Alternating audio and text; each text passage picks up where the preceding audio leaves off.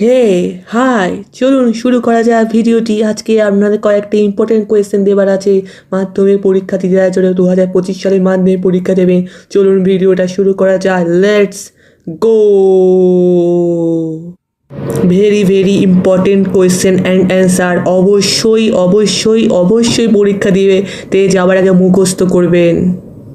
High বন্ধুরা, আমি অমৃত পাল সিং। আজকে আমি আপনাদের 2018 সালের মাধ্যমিক কোশ্চেন পেপারের প্রশ্ন সমেত উত্তরগুলি দেখাবো। চলুন ভিডিওটি বর্ণনা করে শুরু করা যাক। জীবনের ঝরা-পাতা গ্রন্থটি হলো একটি আত্মজীবনী। সোমপ্রকাশ ছিল একটি সাপ্তাহিক পত্রিকা। নীলদর্পণ নাটকের ইংরাজি অনুবাদের প্রকাশক ছিলেন রেভা জেমস লং। সতীদাহ প্রথা রদ হয় 1829 সালে। সর্বধর্ম সমন্বয় আদর্শ প্রচার করেছে শ্রীরামকৃষ্ণ। কোল বিদ্রোহ অনুষ্ঠিত হয়েছিল ছোটনাগপুরে। ভারতের প্রথম অরণ্য আইন পাশ হয় 1865 সালে। 1857 সালে বিদ্রোহকে ভারতের প্রথম স্বাধীনতা যুদ্ধ বলেছেন বিনায়ক দামোদর সাভারকর। ভারতের ইস্ট ইন্ডিয়া কোম্পানি অবসান ঘটান 1858 সালে। ভারত সভার প্রথম সভাপতি ছিলেন রেভা কৃষ্ণমোহন বন্দ্যোপাধ্যায়। বাংলা ভাষায় প্রথম ছাপা বই হল a grammar of the Bengal language. Indian association for the cultivation of science এর যে বিজ্ঞানী নোবেল পুরস্কার পেয়েছিলেন তা হল C.V. রামন।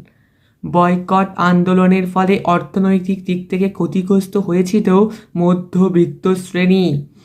বাবা রামচন্দ্র কৃষক আন্দোলনের নেতৃত্ব দিয়েছিলেন যুক্তপ্রদেশে। রম্পা উপজাতীয় বিদ্রোহ সংগঠিত হয় গোদাবরী উপত্যকায়। নারী কর্ম মন্দির প্রতিষ্ঠিত করেছিলেন উর্মিলা দেবী। সূর্য সেন প্রতিষ্ঠিত বিপ্লবী দলের নাম ছিল ইন্ডিয়ান রিপাবলিকান আর্মি। দলিতদের হরিজন আখ্যা দিয়েছেন গান্ধীজি। স্বতন্ত্র ভাষাভিত্তিক অন্ধ্রপ্রদেশে গঠিত হয় 1953 সালে। গোয়া ভারতভুক্ত হয় 1961 সালে।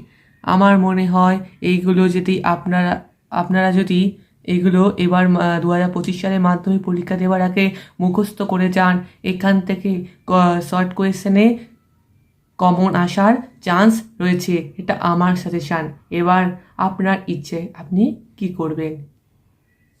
Thank you. Please subscribe to my channel. ধন্যবাদ আপনাদের সবাইকে এতক্ষণ আমার এই ভিডিওটি দেখবার জন্য।